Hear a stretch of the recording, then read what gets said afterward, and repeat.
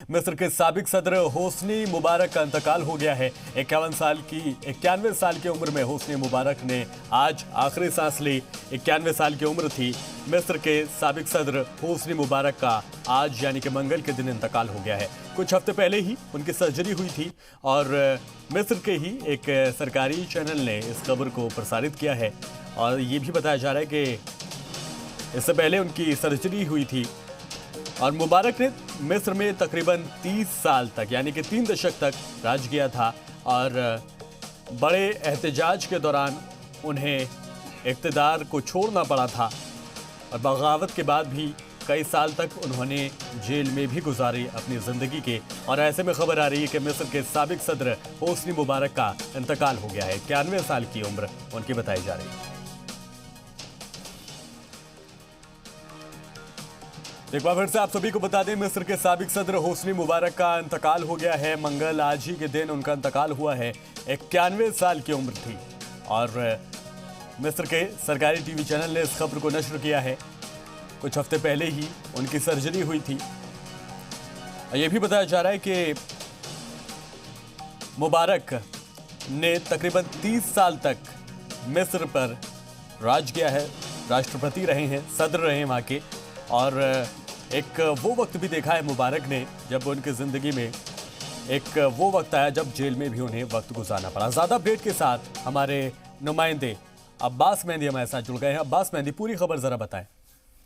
देखिए, Hosni Mubarak काफ़ी लंबे वक्त तक मिस्र के इजिप्ट जिसको बोलते हैं उसके सदर रहे, राष्ट्रपति रहे।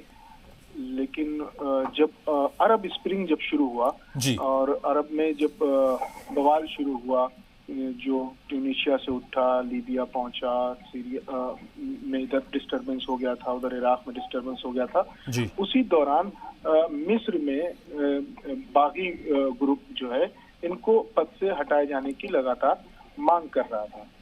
तो तकरीबन 3 दहाइयों तक, आप सोचिए 30 साल के आसपास होस्नी मुबारक ने वहां पर हुकूमत की थी। मिस्र के वो सदर रहे थे और उन्होंने एक निजाम दिया था। तो जब बगावत उठी पूरे अरब स्प्रिंग में, तो फिर उसमें मिस्र भी चपेट में आया और उनके खिलाफ भी जब आवाज उठी। और आपको याद होगा मिस्र का जो तहरीर चौक था, जहां पर 2011 में आपने देखा होगा कि तहरीर चौक पर बड़ा एहतजाज, हिंदुस्तान की मीडिया भी उसको चलाता था कि फिर जागा तहरीर चौक, फिर तहरीर चौक में इनकलाब बर्पा हुआ।